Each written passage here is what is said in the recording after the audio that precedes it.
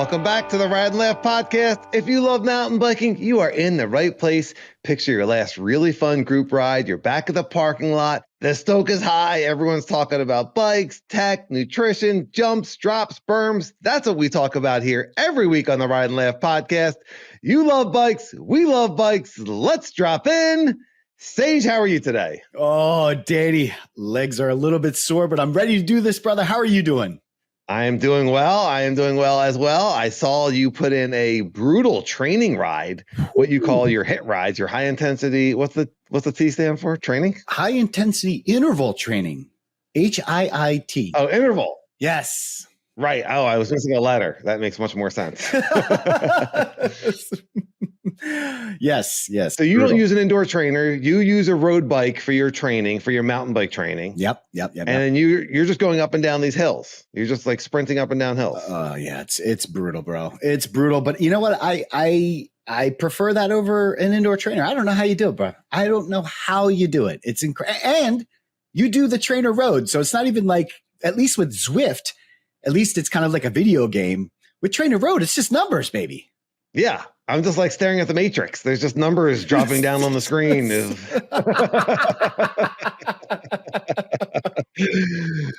this even a bike that I'm cycling right now? What's happening? Is this real?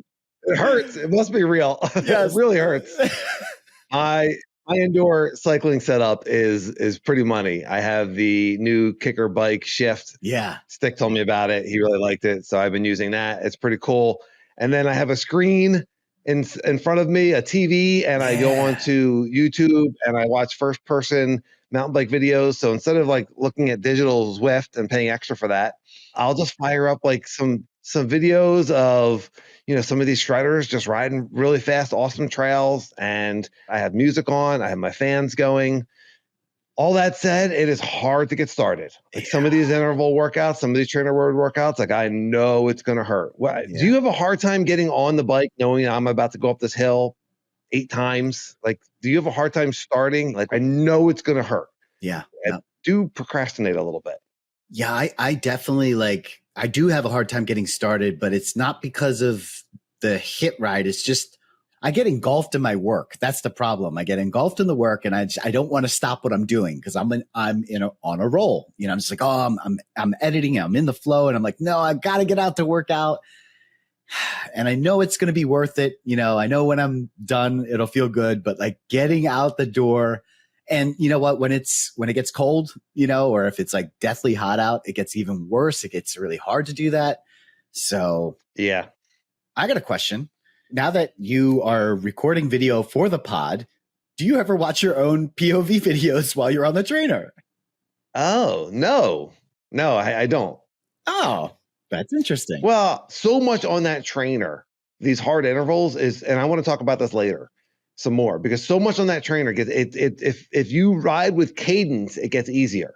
So if you slow down, it just feels harder. And you're transferring, I think, some of that effort from your legs to your heart. That's what I had always heard. The higher cadence means you're transferring it to your heart. Your heart can take it. Yeah. Your legs are eventually going to burn out. So the slower you go, the more it is on your legs. So when I'm doing these really hard workouts, I'm like really focusing on fast cadence. And to do that, if I'm going to be watching something that's going to visually motivate me to pedal faster, I want to watch someone going fast. Yeah. So watching someone do slow speed tech, or just like kind of anything that's not exciting and fast doesn't give me that motivation. I mean, I'm in the pain cave. Yeah. And sometimes I got music on and I just close my eyes and I'm just like counting down. There's techniques. We could talk about that. We talked about talking about the pain cave, about that climbing mentality, and that the trainer does train your willpower in that sense. Yeah. But if I am going to motivate myself by looking at something, I want to be looking at riders going really fast and doing really cool things. And I'm just like, yes, got it. Go. Are you dissing yourself? I'm curious what other people. Are you dissing yourself? I can't watch myself. Not one of those riders. I'm not one of those riders. Well, first of all, I also need I need long segments. So I would have to put work into putting together a whole bunch of my rides. Yeah. True. I have watched Trail Sage, but your Trail Sage isn't usually just POV. Your Trail Sage is also stopping and talking and, getting off the bike and, sessioning features and that sort of thing. So, but there's a couple trail stage where we're really moving. We're at bike parks, or riding some really cool tech trails. And so I've watched those before, but they're not my go-to because they're not as long. And, frankly, we're not as impressive looking as someone who's semi-pro or pro or just like uber talented. Yeah, absolutely. Yet. So your trainer doesn't have a cassette then, because it's not a bike. So you can't switch gears. I don't know what's inside there. It can switch gears. Oh, you can. It can switch gears, but so yes. But you only train high cadence. I don't switch gears because mine's electronically controlled. Okay. I could turn that function off and switch gears, in which case, like, I guess you're more simulated. And maybe roadies do that. I don't know. Listeners, you can let us know if anyone actually switches gears. If you have the erg, I don't know what the erg is, the electronic control. I don't know what the point of that is, of switching gears. Yeah. When I do my HIIT rides, much like your trainer, you could choose different rides to however you want to train. So you'll have like 5-minute efforts or just 1-minute efforts and blah, blah, blah. I do the same thing on my road bike, but I have certain routes that or certain hills that I'll pick that I will spin a higher cadence, and that's the goal. Like keep a certain amount of wattage, but at a high cadence. And then I have other hills or other routes that require me to go at a slower cadence, same amount of watts, but I'm going at a slower cadence. For me, I feel like that helps me when I get into slow speed tech. You spin a high cadence even through slow speed tech, which is incredible to me because I feel like I get a lot of like pedal catchers if I go through like really chunky sections. So I like to push a harder gear. I like to do that anyway, but so those like HIIT rides really help me to hone that skill in of like just pushing hard at a very slow cadence. Yeah. So your interval is just getting to the top of the hill. Are you looking at a power meter? Oh yeah. I got a left crank power meter. It's crucial for me. I know some people can do it with just heart rate, but for me, I need to see the watts. I need to make sure that the watts are staying consistent. I'm holding myself accountable to that. That's the difference with trainer. You don't have to worry about that. It will hold you accountable. And I have to look down at the computer and make sure that I'm still hitting those numbers. And if I'm not, then I have to push myself. Mentally, there's another level of like concentration, I guess. Whereas like you don't have to worry about it because your computer will tell you like, Danny, you're dropping. It's like, I won't know if I'm not looking, Yeah. So, right. Yeah, the power meter is pretty important for me, but I know that people do it without it. I know that there's Trainer Road has outdoor workouts. Our buddy Mark does those all the time. That's right. Yeah. And I'm not exactly sure how that works. You have to find like the right location to. Does anybody do that? Does anybody do outdoor Trainer Road workouts on trail? On mountain bike, yeah, right. Never heard of that. I know. I had the mountain bike power meter for a while. It was helpful, but it didn't justify the cost. The cost for the pedal was very expensive. And the only times that I thought it was helpful was like when we're on like a longer ride and I needed to gauge my effort, and then the power meter, I don't need to crush it here. How useful is it? I don't know. It's still on my IBIS. I didn't transfer it over to the Stumpy. So there you go. There's your. We talked about it on a pod a long time ago. And I remember seeing your mountain bike trail stage video on it. That's and right. You were underwhelmed you wanted it so badly. I remember before you got it. Yeah. You wanted it so badly. You thought it was going to be like life changing. And then it was a total kind of letdown for you. Yeah. I have a question on these road rides and all your mountain bike rides. Always a chamois cream? Oh my gosh, always. Yes, always. The only time I don't wear chamois is when I'm at the pump track or the bike park. And I don't mean just Phoenixville. I mean when we go to like Blue Mountain or Mountain Creek, like a lift assist, I won't wear chamois cream then either. But always chamois. Always have the chamois for sure. Yeah, the bib shorts. Yes. Oh. Yeah. Oh, okay. So you don't really need a chamois at a pump track or Phoenixville bike park. You're not really sitting. I mean, maybe Phoenixville, you sit down a little bit more. You're sitting when you're waiting. You're sitting when you're waiting, and sometimes, and sometimes when I'm pedaling up, if I have the clip bike, depending on the bike, right. So it is nice, but I don't need the cream. Right. Yeah.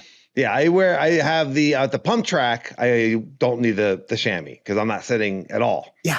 Yeah. And desert trails, I'll wear a chamois, but I won't use the cream. Because you got to pedal but up. On the trainer, yeah, because you got to pedal up. Yeah. But then the trainer and mountain bike rides, I always have to have a cream on. And anytime that I've forgotten it, like if we had a trip where I forgot it, oh God, a saddle sores.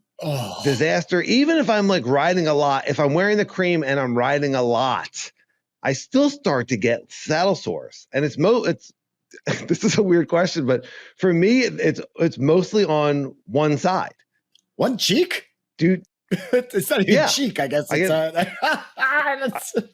I must be like, it must be something with the way my hips are, but yeah, like one side of my undercarriage gets more of the saddle sores, gets more tender.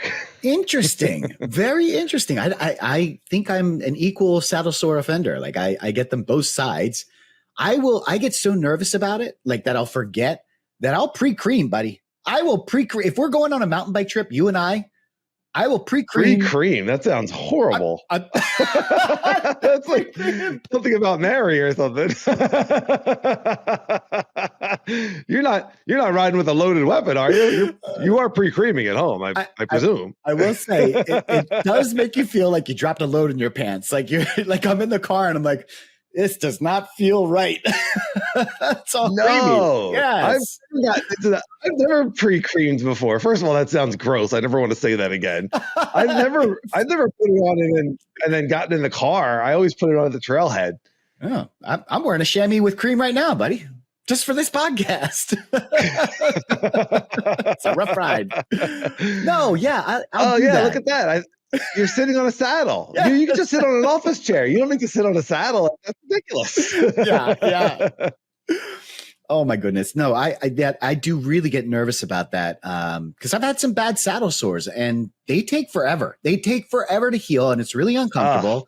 So I'm like, yeah, if we go on a trip, I'll put it on before I even get in the car. And so I don't have to worry about it. I mean, like I said, it is kind of disgusting to like, you know, especially if some of our trips are like 2 hours away and you're sitting in your own saddle cream. Oh God, that sounds terrible. Yeah. Oh goodness gracious. This is just awful. It really, Sitting in your own saddle. Who else's saddle cream would you be sitting in? I think I maybe added more cream to my saddle cream. Did you pre-cream or are you just happy to see me?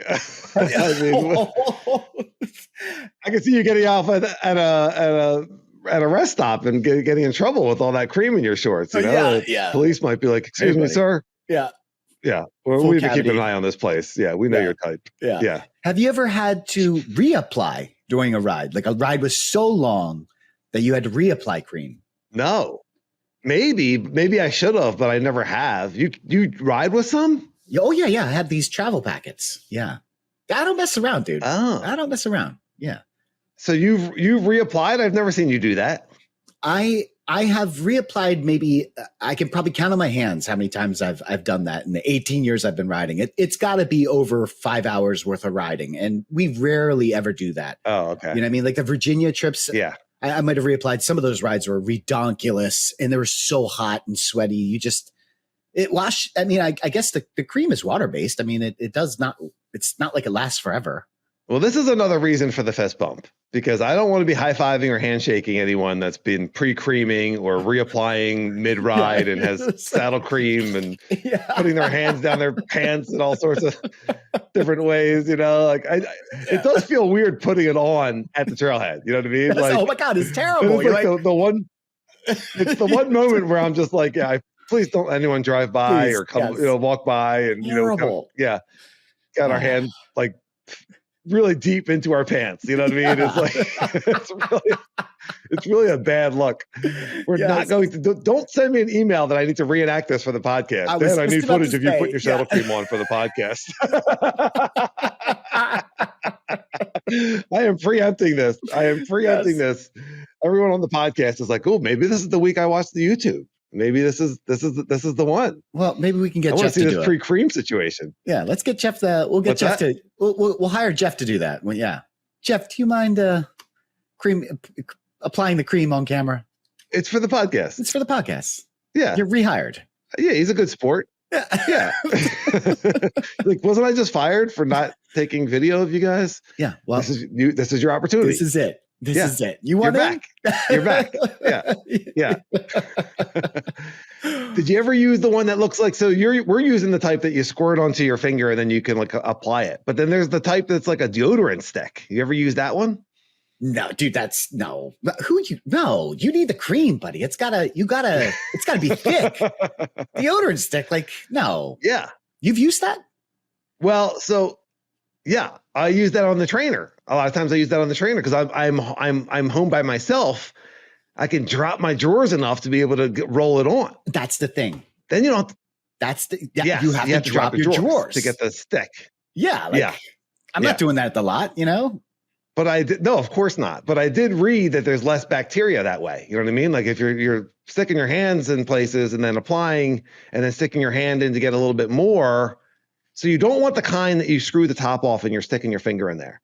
I forget what brand what's the brand I have? But it's pretty good. It's got pretty good ingredients, but you just squeeze it out of the tube onto your finger. Yeah, so you're not sticking your finger into like a jar. Yeah. Yeah, absolutely. Yeah. Yes. We're on the same page here, bud. I can't believe this is such a long segment. This is like half the podcast, but we have ridden with people that don't wear it. They just have like iron undersides. Can you say taint? Is that a bad word? Iron taint? I don't know. I got beeped twice on the last podcast, and now I'm like nervous. Yes, Bull S is definitely beepable. I don't know if taint is. Okay, so I'll say Bull-taint next time. Next time I'll say Bull-taint. This is Bull-taint. Bull-taint. That sounds like a pretty good swear. Yes, it is. And I do know some people, and why do I know that is actually the better question. Why do I know that they don't apply cream? But yes, I do know people with iron taints. Yeah, I do too. How do we know that about people? It doesn't make sense to me. Yeah. I mean, listeners, let us know. Is this something that's like, are we looking at like 99% of people have to wear the chamois cream? It eliminates the friction, right? It's the friction of sitting on that little seat for a long time. We're not meant to do that. You can argue that on a mountain bike, maybe you don't need it as much because you spend more time in the attack position. So, I don't know a single road rider that doesn't ride without the cream, but I do know a few mountain bikers that can get away with it. Like, oh, I don't need to use cream. I'm like, that's crazy. I wish I didn't need to use it. It's embarrassing to put it on. It's messy when it's hot. Like sometimes it doesn't come out like as a consistent, like, gloop. Sometimes it comes out like it's all liquidy, clumpy. It's a mess. Yeah. Makes an odd sound. Yeah. I'm not a fan. I'm a fan of the stuff because it helps. Mm-hmm. It makes riding so much more comfortable, but I'm not a general like fan of applying slippery stuff to my undercarriage. Oh, very eloquently put, my friend.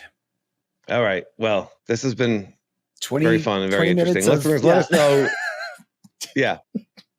Just in the comments, just go ahead and write iron taint if you don't need to wear a chamois cream. And if you do wear it, just let us know which brand you're wearing and if you have any input for us. Yes. Iron taint, steel taint. Oh, unlimited. I think we just got our thumbnail. Yeah, I think we just got our thumbnail, buddy. Mm-hmm. Yeah, I got a lot of new listeners in the what's this? Taint genre. I mean, yeah. Oh, taint fetish. Yeah. A podcast on taints. Finally. Been waiting for this. That's right. You're tackling the hard topics. Mm-hmm. Mm-hmm. Well, women use it also, right? Women have to use this also? Yeah, absolutely. Yes. Yeah. Yes. I would assume, actually. Now that I'm like, yes. And actually, I don't know, but I would assume. Ladies, let us know. I would assume too. Yeah. They don't have a taint. They have a different part of their undercarriage is making contact. That's right. Whole different body parts. Whole different line of jokes. We need to. Yeah. All right. Someone let us know what that word is. We'll use it inappropriately in a podcast coming to you. Yes. Coming soon. For sure. We want to make everybody uncomfortable, not just the guys. We want to make we're equal rights. To the offender. Yes, absolutely. All right. We are reviewing episode 12, Squeaky Brakes, Wheel Size Debates, and Hardline Takes. Also had a hot take on YouTube come out that week. If you're only on the podcast, make sure you subscribe to the YouTube because, first of all, the YouTube is awesome as well. So you should be listening and watching. But we also have hot takes, and they come out kind of randomly when Sage feels like something is really interesting or when you have the time to put one together. And they're about, anywhere between like 8 to 12 minutes long. They're really fun. A whole new set of comments, and sometimes they're edited together a little bit differently. And so this hot take was 32-inch mountain bike wheels, future of mountain biking, or big mistake. And the comments were hot and heavy. People, lots of comments on this one. Okay. Thought very, very interesting. Yes. Let's see. Evan, who has a mountain bike channel, Adventure MTB. Yes. He's a mountain bike rider and he's got a YouTube channel. Yeah, it's really cool. A young guy making great content. So check that out. And he's a listener and has commented before, always insightful. Yeah. And he wrote, in my experience, 5'11", 5 foot 11 inches, the 29-inch wheels, the max wheel size I'd want is butt buzz. More of an issue on 29ers. And would that just be a disaster on a 32er? There may be a place for 32-inch example of the, and then he gives us the example of the Trek Stash 29 Plus. And then he talks about touring and bike packing and those sorts of bikes. I thought the 29 Plus was really interesting because that's as big as it gets right now. And that is a popular bike. Yeah. It's a niche. No. That's not a popular bike, but no, it's a thing. Who do you know that rides a 29 Plus? A side hardtail party. Exactly. Betsy used to ride one back in the day. Back in the day. Also was a not creamer. I just want to point out, Betts was not a taint creamer. Oh, he was one of our iron taints. Yes. Interesting. So yeah, apparently there's a correlation. There's a correlation. I think there's a correlation there. Big time. Yeah. Because your butt's getting Betts buzzed. That's just like, I'm filing it on the pod, and this is what they remember? My Trek Stash and my iron taint? Yes. Yep. Yes. Yep. Okay. Yeah. If you want to make new memories with us, you got to ride with us. You can't just leave us with these old memories. That's right. We got some good stories with Betts. But the comment that really stuck out to me from Evan was the bike touring. I didn't think about that, but yes, the bike packing, bike touring community would really benefit from the 32. Love that. I didn't think of that. So thank you, Evan. That was good. Yeah, what people loved about that Stash 29 Plus, and that was kind of back when they were doing the 27.5 Plus was really big, and the fat bikes were really big, and you also saw these 29 Plus. I don't know, I don't even know if they still make the 29 Plus, the Stash.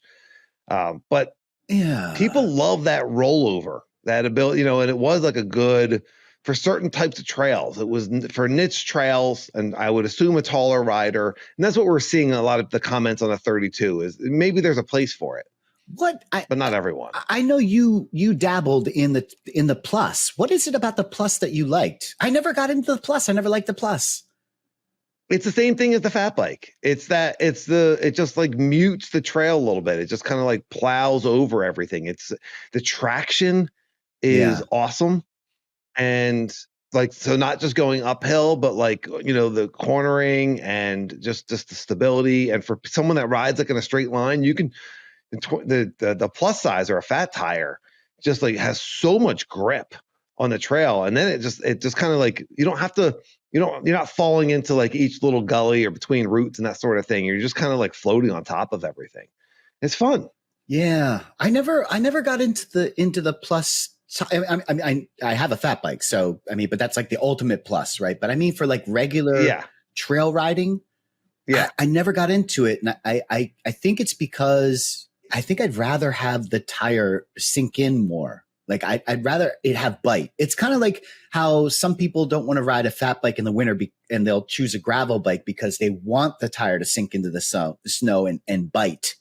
I kind of look at it that way on the mountain bike. Like I'd rather have bigger lugs and have it bite.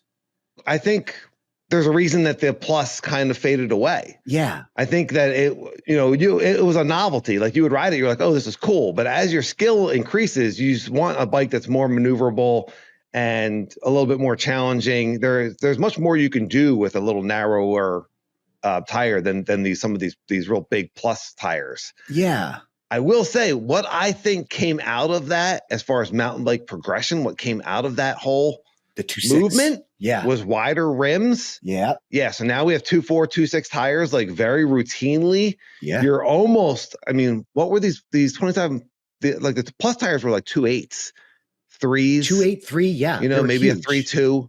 Yeah. Yeah. Yeah. Yeah. But I'm saying like you can get a 2.6 like routinely and put it on the front of your now wide mountain bike rim on your front tire. Yeah. So we're not that far off. Yeah, we're not. But it's having the best of both worlds. And that's mountain bike innovation. You know, without trying that, you don't get necessarily into the wider rims, wider tires that everyone now rides and loves.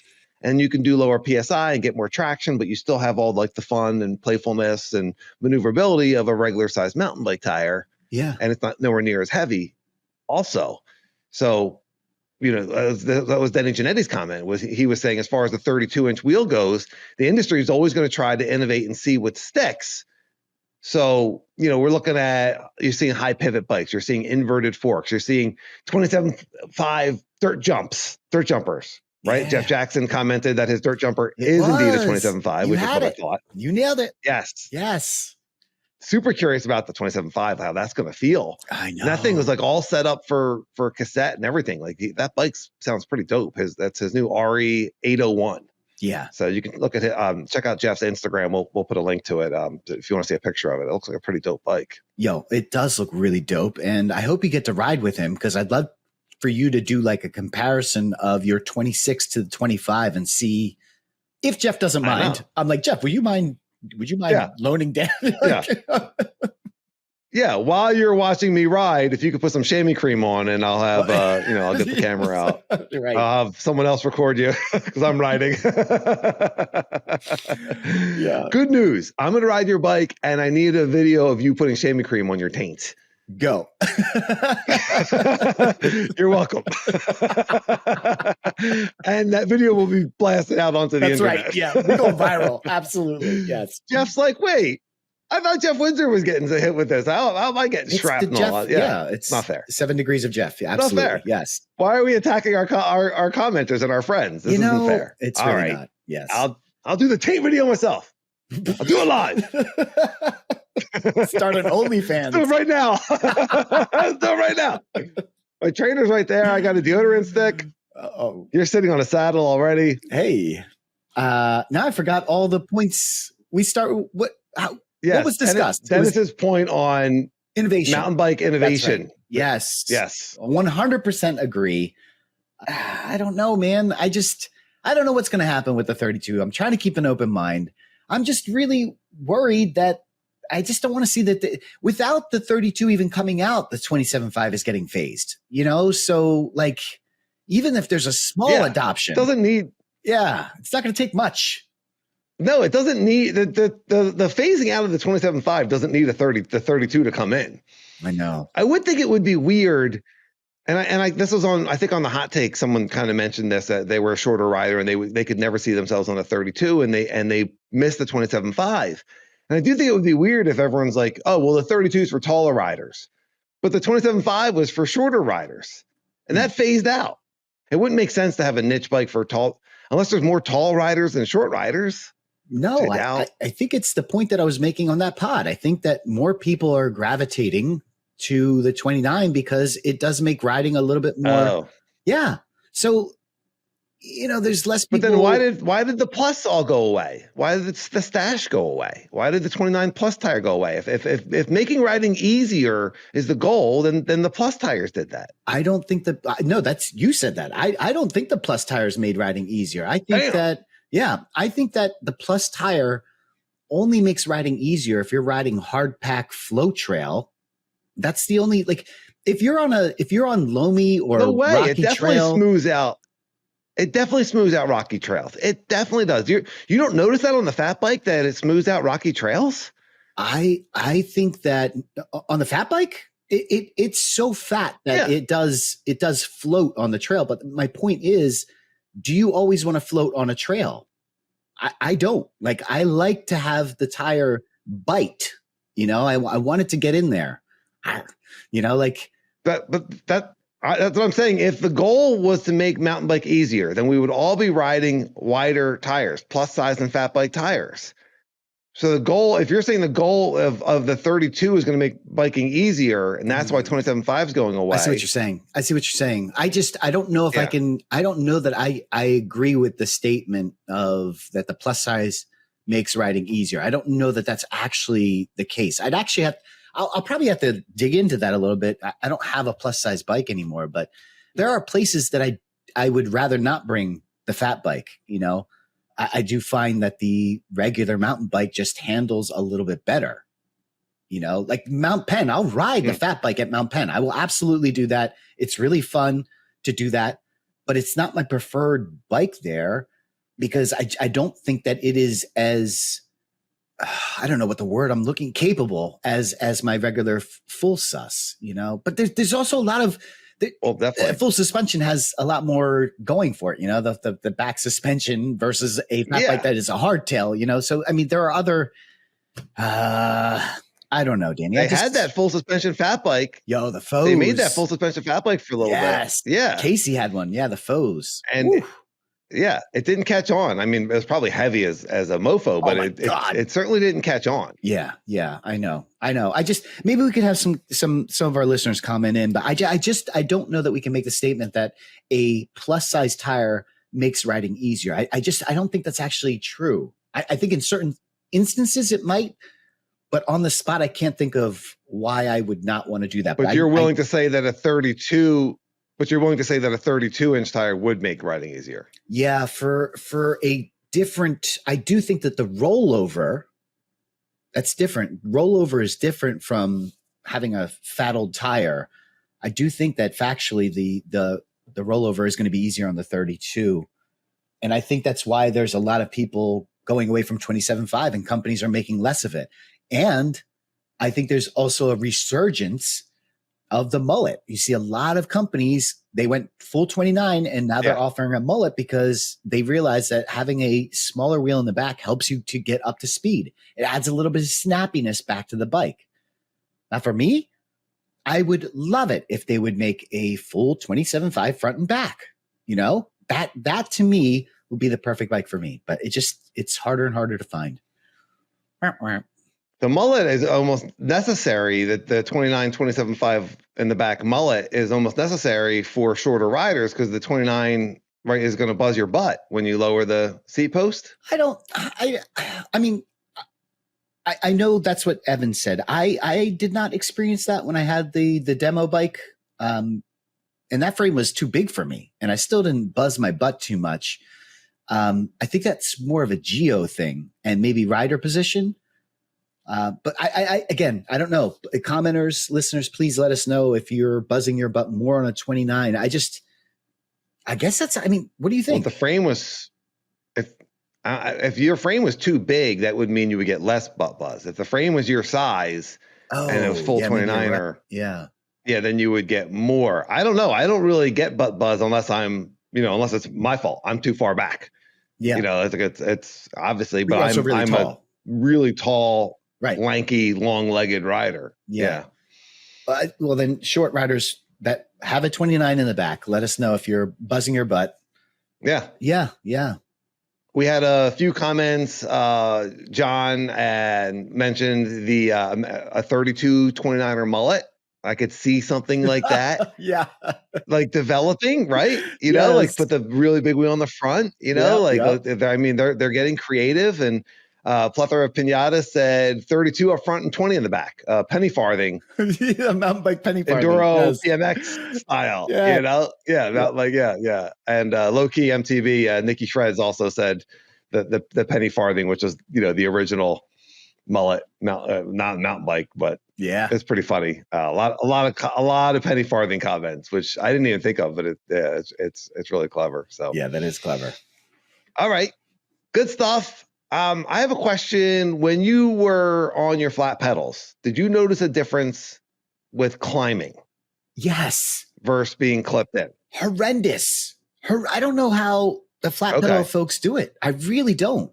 And I don't know if that's because it's bad technique on my part, but I rode the flat pedals for about 2 weeks, and I am a quick learner. So some people might say, "Oh, that's not enough time," but I do pick up things very quickly.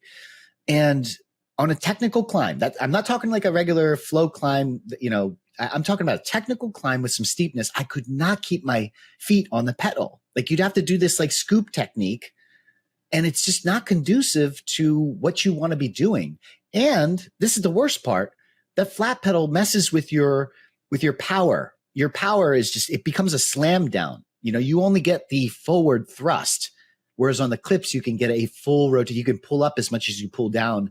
I didn't realize how much I relied on that, to get that, like, you can apply power evenly. So like you get through some really chunky, nasty stuff or some muddy stuff a lot easier when you can smooth out the power. That's really interesting. So you are using the clips to pull up. You're activating your hamstrings. Do you notice that when you're riding your mountain bike? And do you notice that even more when you're on your road bike, that you're activating so when I'm on the trainer, they're constantly talking about that. I mean, I think getting that full, all 4 quadrants, they call them quadrants. So, quadrant 1 is coming down, and then quadrant 2 is like scraping gum off of the ground. And then quadrant 3 is pulling up slightly. And then quadrant 4 is coming over the top. And those back quadrants are all because you're clipped in. Yeah. You cannot do that on flat pedals. Is anybody riding their trainer on flat pedals? If you mountain bike on flat pedals, are you riding your trainer on flat pedals? Oh, that's interesting. That's a separate question. Listeners, let us know if anyone's doing that. Be really curious. Yeah. The issue that I find, because I feel like some people might comment like, I don't have a problem. The issue is only when you I don't want to say only, but it's mostly when you stand up to climb. And that's my preferred climbing when it gets technical. You go to stand and you can't, there's nothing to help you out. Like I need that full power stroke front and back. And so your question was, do I notice that? I notice it on the road bike when I stand. So we were talking about HIIT rides earlier. So I talked about different routes and I have some routes where I will work on cadence, but there are other routes where I will do all standing. Like the whole climb is just all standing. And I feel that I am pulling as much as, not as much, but I'm pulling as much as I'm pushing down. It's a very effective tool for me. And I utilize that in mountain biking all the time. I wonder how much is because we've referenced our single speed background so much that we rode single speeds for 4 years, single speed mountain bikes. And when you're on them, you have to get every ounce of energy and momentum and pedal stroke that you can.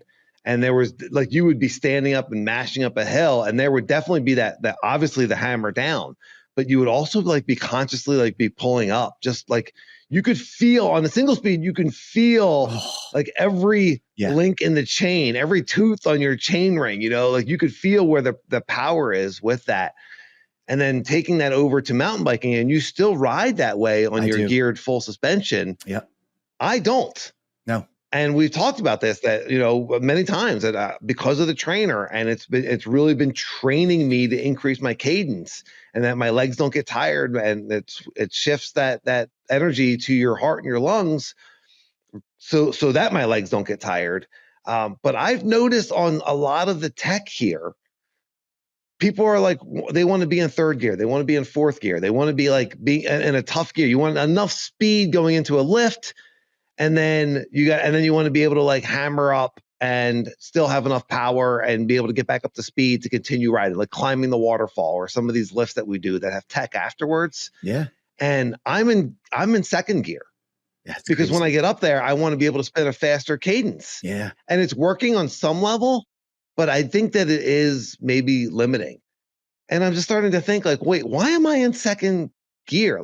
What? And I haven't done single speeding for a while. I haven't done single speeding exclusively like you did for a really, really long time. And when I used to, I remember consciously activating not just my quads, which I use all the time, which I think all riders are using, those big muscles in the front of your leg. I remember on the single speed consciously activating my glutes. Yeah. So the muscles in your rear, and those are big muscles. Those are big, strong muscles. And I feel like I'm not doing that anymore. And so it's something I've been starting to pay attention to more, is activating my glute muscles on my climbs and maybe pushing a harder gear. And it's kind of working. I think there's something there for me so that I can get back to using a bigger gear. So I can have it all. I can do the high cadence, but I also want to be able to be really strong on my lower cadence.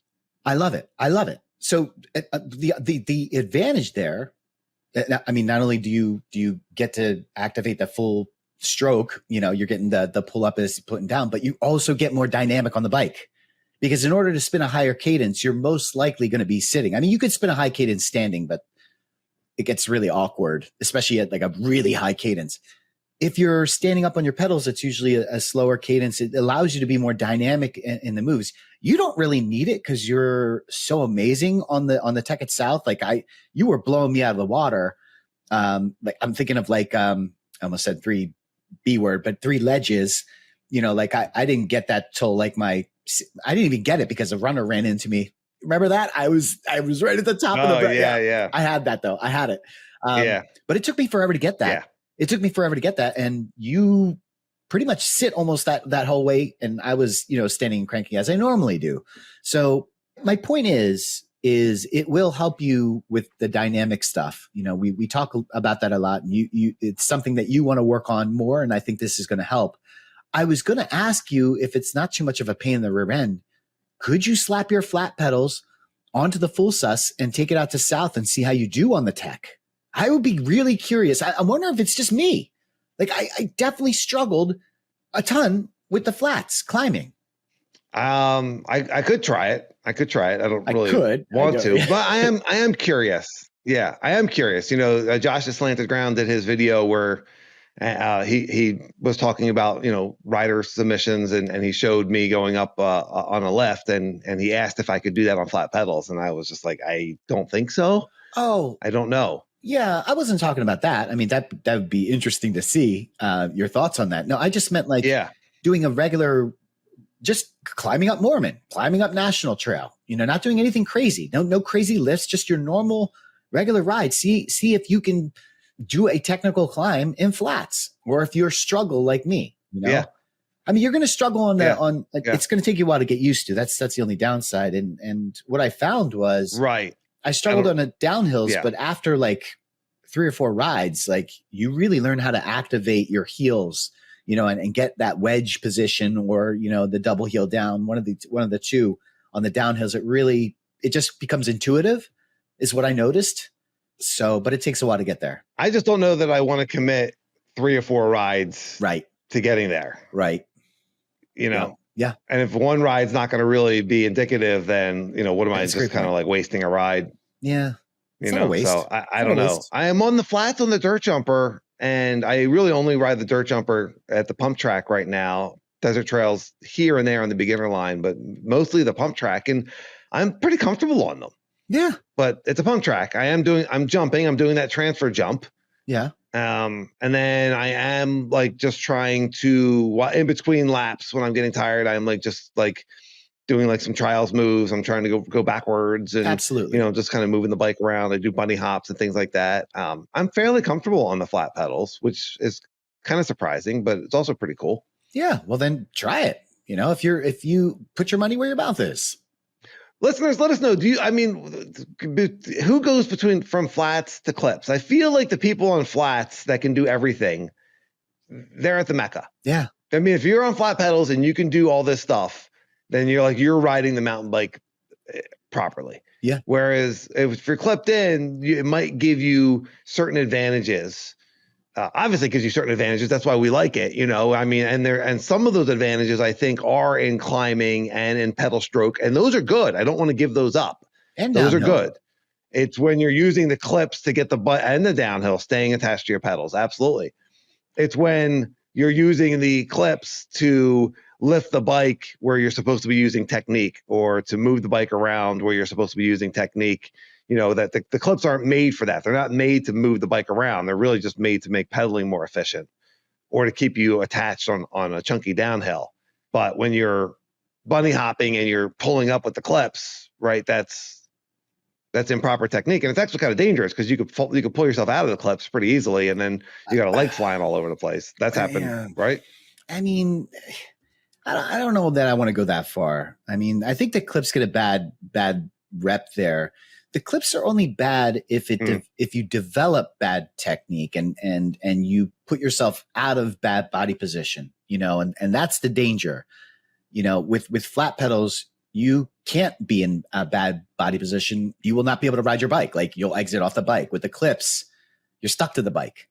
I don't want to say that clips are always cheating, because there are definitely a lot of clipped riders that do it right, and you and I are some of those clipped riders. I'm not saying they're always cheating. Right. And for me, the clips just make it a little bit easier, or they'll assist in me getting it even higher. There are some things that I would not be able to do as well on the flats. Would I be able to get there? Absolutely. Do I have the time to devote to getting there? No, I don't. I don't have hours in the day where I can just go out in the driveway and practice lifts all day. It just doesn't happen. Yeah. We're adults with jobs, and it is what it is. So I pick and choose my goals of what I want to work on. And that's not one of them. Well, there's awesome riders out there. I've seen people, riders on clips. I've seen riders on flats do all sorts of amazing and incredible things, on YouTube certainly, but just I at my local trails, there's people on flat pedals that are doing everything. Trials. And it's really cool. Are trials riders on flat pedals? Yeah, they're on flats.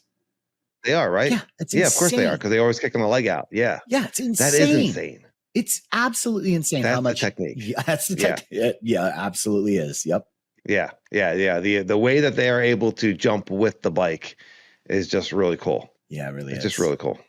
I would love to learn that. Anything's possible. We're unlimited. I tell you what, I'm riding some lines here that I never thought I would. Right. For sure. So absolutely. Yeah, absolutely. And I'm comfortable on other things that I thought that used to terrify me. So anything's possible. Everyone, we're progressing. We're all progressing together. We're all getting better and more comfortable and having more fun and more stoke. And unlimited is unlimited. So recently I just been putting that fear away, that anxiety, those worries, it's not serving me. I will deal with whatever that is in life when it comes, when it's here, and on the trail, when it gets here, I will deal with it then. I'm not going to, if I can't feel positive about it, I'm not going to think about it.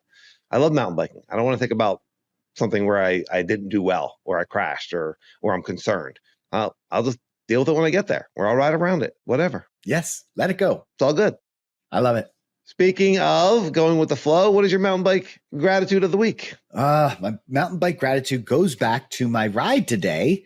I did a HIIT ride, and I don't know if you've ever done this, but I got off my bike and I rested the bike on myself to get something out of my pocket. And I was on a slight incline or decline, but whatever it was, incline or decline, the bike slid off of my person and fell on the drive side. Had you pre-creamed? Had you pre-creamed so much that the bike just slid right off of you? Slid right off. Yeah. Yes. Terrible. You were riding and you had so much pre-cream on that the bike just shot out from underneath you. Just shot out from underneath me. Oh my Lord. Full circle. Yes. But it fell on the drive side, and it totally bent my derailleur, and it was going into my wheel. And I was like, oh my God, this is like right at the beginning of my ride. So I went to just from falling over. It doesn't take much, Danny. Those hangers are so tiny. It must have been cracked. Really? Just from falling over? Man, if bikes broke just by falling, if my mountain bikes broke just by falling over, I wouldn't have anything to ride. There's nothing, it's just hitting concrete. It's just hitting like a road, it's not like there's nothing else there but for it to land on the derailleur. In any case, I just happened to be right by the bike shop, not my bike shop. It was a different bike shop. It was Trek Bicycles, I think it's called, in Ardmore. I got in there. I had no money because I don't ride with a wallet or any kind of cash with me. Maybe I should, but I didn't. I go in there and I'm like, listen, I'm just starting my ride. All creamed up. I was all creamed up. I was like, hey, nice to meet you. I was like, can you guys help me out? I had pre-creamed. And they did. The guy, Anthony there, he was like, absolutely. Threw my bike right up on the stand, got the derailleur hanger straightened out, and I was on my way. And, tremendous amount of gratitude. For one, it saved my ride. I was able to finish that ride, and it worked great. But two, grateful that shops like that exist. He didn't have to do that. I told him, by the way, I said, I don't have any money. I was like, I don't mind coming back. I don't live too far away. I'll come back. But he was like, don't worry about it. Don't worry about it. And that's what I'm talking about. And I know it's a road bike and you're not into road bikes, but they're just good people, man. They're just good people. Bike shops doing good things. I love it. Thank you, Trek Yeah. Ardmore. So it didn't need it. That is awesome. It didn't need a new hanger. It just needed to be I think I need a, no, I think it I was need labeled. I think he said that the hanger was a little soft. So I think it wasn't the first time. Yeah. So I probably should get a new hanger. You only get so much life out of those hangers, you know, like you can only bend them back so many times. Yeah. And I've had that bike forever. I don't remember the last time I changed a hanger. So yeah. Well, that is awesome. That is awesome. Thank you to Trek Bikes in Ardmore. What'd you say the gentleman's name was? Anthony. Yes. Thank you, Anthony. That is awesome. That is just bikers helping bikers, people helping people. Yes. I got you for this one. Happy to help. And it's fantastic. There's a lot of really great bike shops out there. And I think it's awesome that, people are just helping people and it saved your ride. And, really it would have been a bummer. Like you would have been in the shower, washing off all that pre-cream with no ride, it would have just been like, oh my gosh, I did think about that. Wasted half a tube of chamois on this. I did think about that. I really did. I was like, I got all dressed up, I got that cream, I had to air up the tires. I was like, what a waste. You actually thought I wasted a dollop of pre-cream. Well, yeah, stuff expensive. Of chamois cream. Yes. Yeah. Well, a YouTube budget, buddy. Yeah, it's expensive. Absolutely. I could see you like at a street sign, at a street corner holding up a sign like we'll ride for cream. Street cream, I almost said. For chamois cream. Street cream. That's terrible. Street cream. We'll ride for street cream. I don't know. I don't think there's any word you could put in front of cream that sounds good.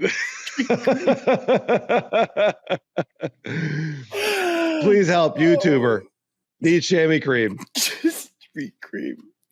Oh, I think we should come out with a Ride Laugh Street Cream. Ride Laugh Street Cream. Street cream. It'll go great with the shake weight. Absolutely. Yeah. It would go well with the shake weight. Yeah.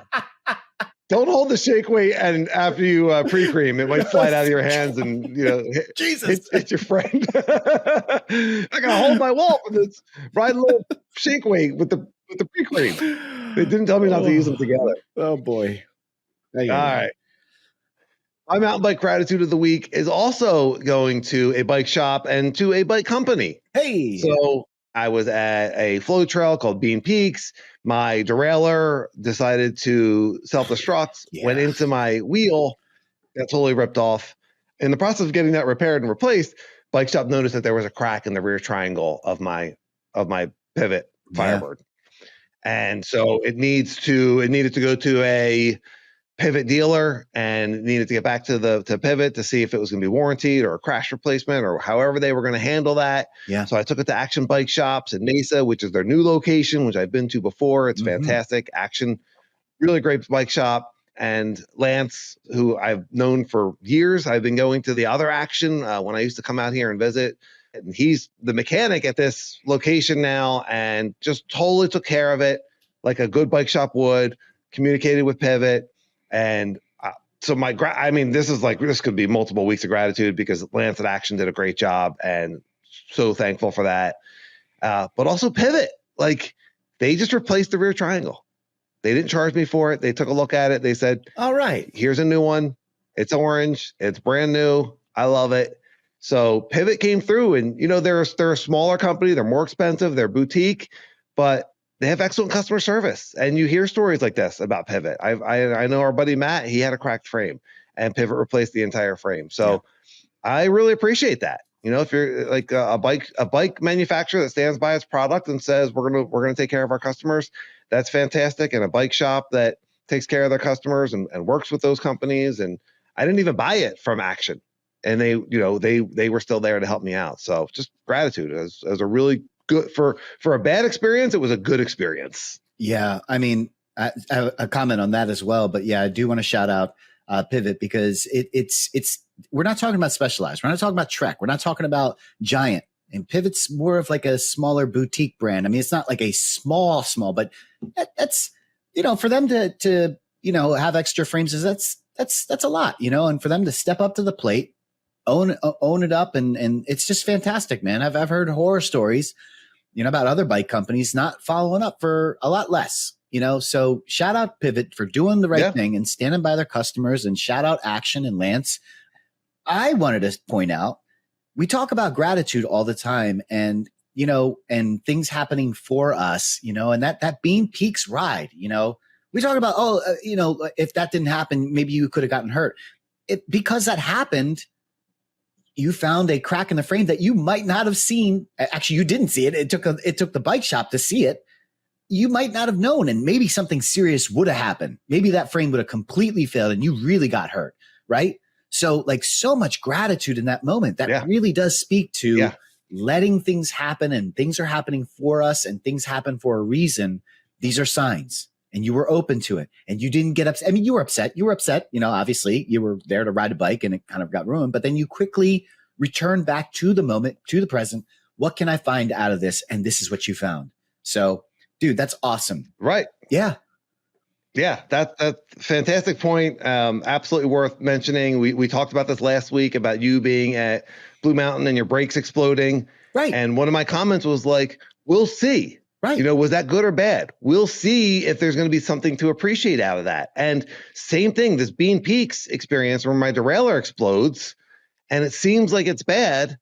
And then a week later, I find out it gets worse. Well, first of all, I'm upgrading the bike in a really cool way. But I found out that the frame is cracked. And if I didn't, and it's underneath the rubber chain slap protector, you would have never seen it. It's really hard to see. They only saw it because they went took that to eye height because they were changing the derailleur. Right. They were taking that derailleur off. So without that whole incident, then I'm riding a cracked frame that eventually is probably going to fail. And it could have been catastrophic. It could have been when I'm on a trip. It could have been sometimes, it just could have been so much worse that everything did work out.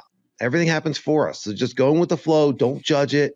Just, okay, let me see what's the best that can happen. And I was out without my full suspension bike right when we were talking about underbiking. The timing was perfect because I got to ride my hardtail. It's also the hottest time of the year here in Arizona. This is when people are riding the least. Yeah. So to not have my bike for a couple of weeks really wasn't all that big of a deal. Yeah. And it got me on the hardtail, and now I want to ride the hardtail more. So absolutely gratitude there's so many angles, and I appreciate you bringing up that finding appreciation in all things. Yeah.